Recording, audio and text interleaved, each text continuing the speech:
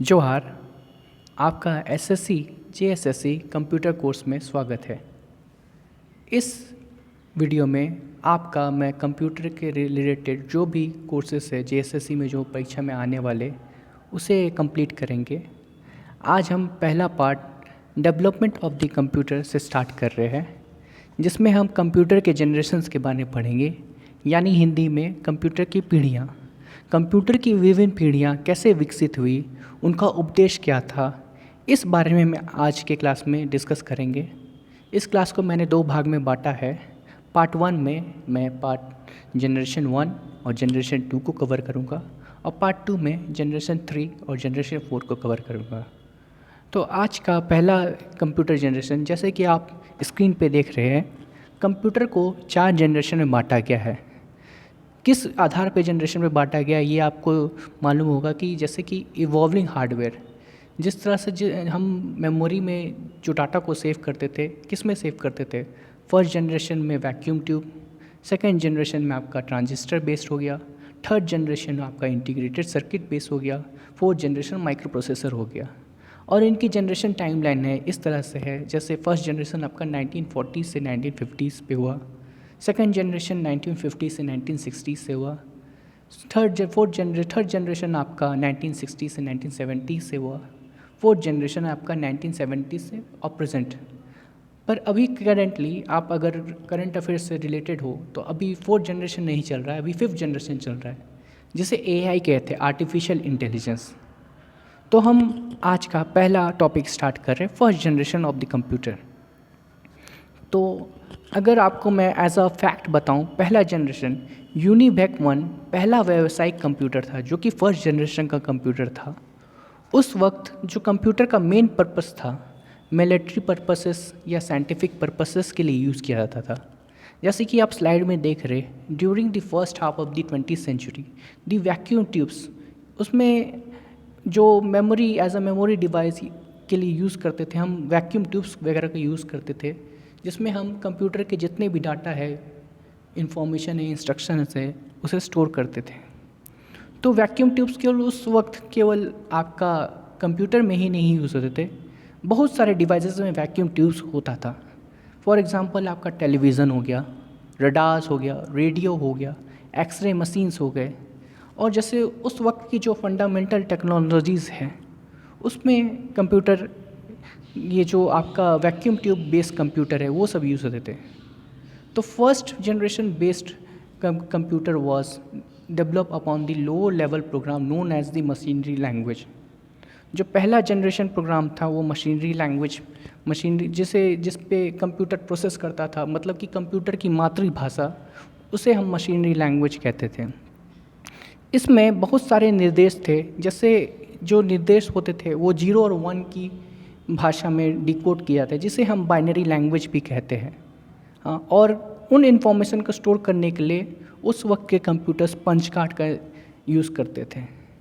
For example उस समय के कंप्यूटर में आपकी बहुत सारी कमियां भी थी, जैसे कि वैक्यूम ट्यूब्स होते थे, वो आज के ज़माने की तरह छोटे रूम में नहीं हुआ करते थे।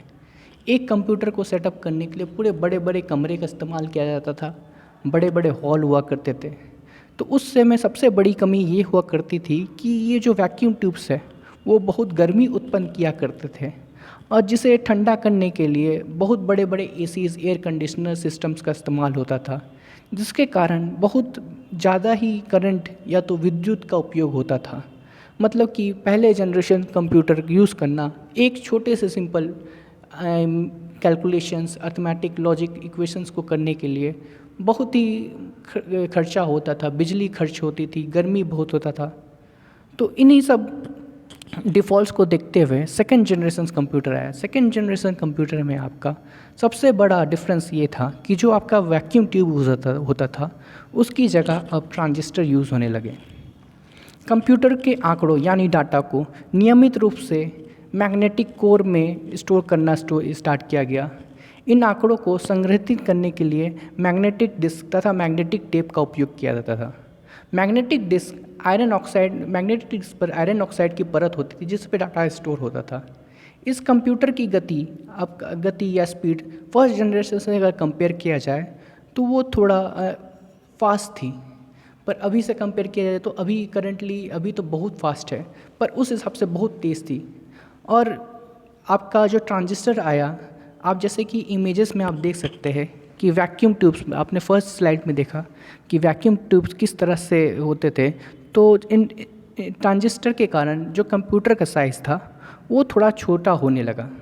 छोटा होने से क्या हुआ कि ये जो कंप्यूटर है आपका व्यवसाय उद्योग जगत में यूज़ होने का स्टार्ट होना शुरू हुआ। इससे पहले केवल मिलिट्री पर्पस और वैज्ञानिक पर्पस के लिए यूज़ किया जाता था, पर अब ट्रांजिस्टर आने के बाद कंप्यूटर का इस्तेमाल व्यवसाय बिजनेस पर्पस उस समय ट्रांजिस्टर का जो उत्पाद होता था, जो IBM कंपनी है जो आज भी है, वो बनाना स्टार्ट की थी।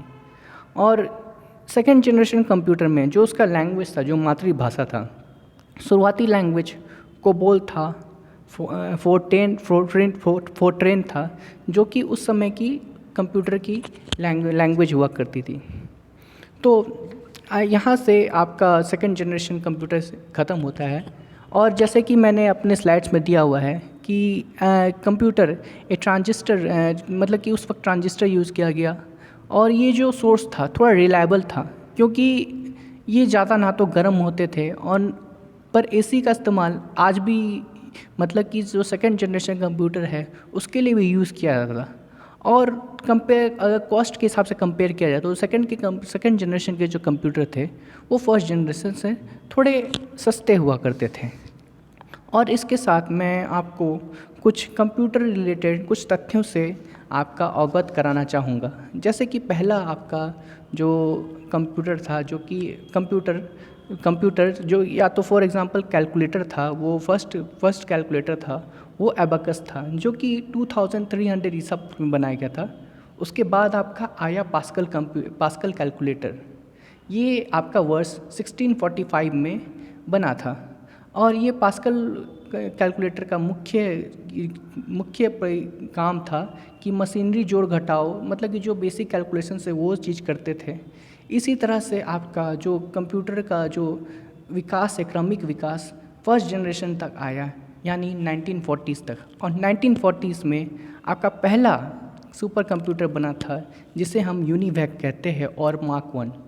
तो क्वेश्चंस आते हैं कि मार्क 1 किस जनरेशन के कंप्यूटर है या यूनिवैक किस जनरेशन का कंप्यूटर था। आप आसानी से कह सकते हो कि फर्स्ट जनरेशन के कंप्यूटर है। तो यहीं पे मैं अपना पार्ट 1 एंड कर रहा हूँ। उम्मीद करता हूँ कि आपका वीडियो अच्छा लगा होगा। Thank you.